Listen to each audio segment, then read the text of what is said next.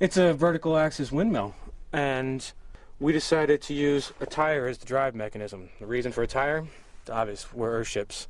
So this tire here, when this is all complete, will drive 2 of these generators, each one capable at a reasonable speed, making about 1.5 kilowatts. This is all structure, this is all reinforcement, stuff that have to be done anyway.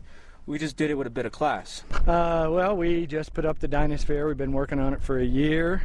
It's the 4th generation of vertical axis windmills that we've tried.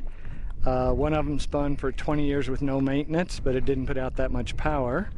Another one put out a shitload of power and blew apart all over the mesa. So this is a combination of the two.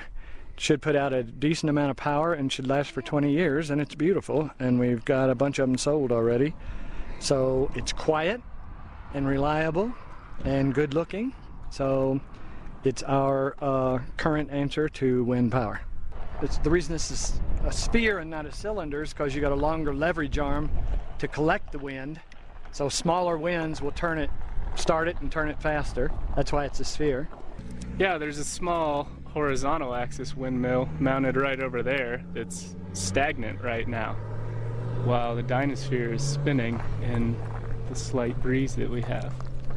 There's a lot of stuff on the web about arguments between vertical axis windmills and horizontal propeller axis windmills. Mm-hmm. And they always badmouth the vertical axis because they don't make enough power. This one will make more power than most vertical axis, but it's a hare and a tortoise story. The horizontal axis windmills all blow apart within a year or 2, or 3. And then they have downtime. And the downtime, if you factor in the downtime and the repair time and the money into that, into your whole electrical output formula of something that'll spend 20 years with no downtime, these win the race. It's like the hare and the tortoise.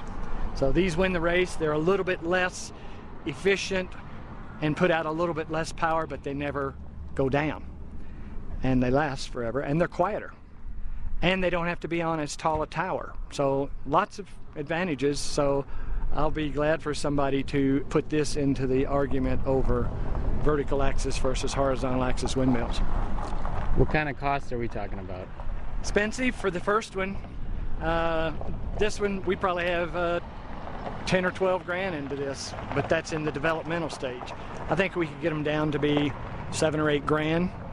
The first 2 or 3 are going to be like 12 grand. Then we'll get them, they're like anything new, they'll go down in price.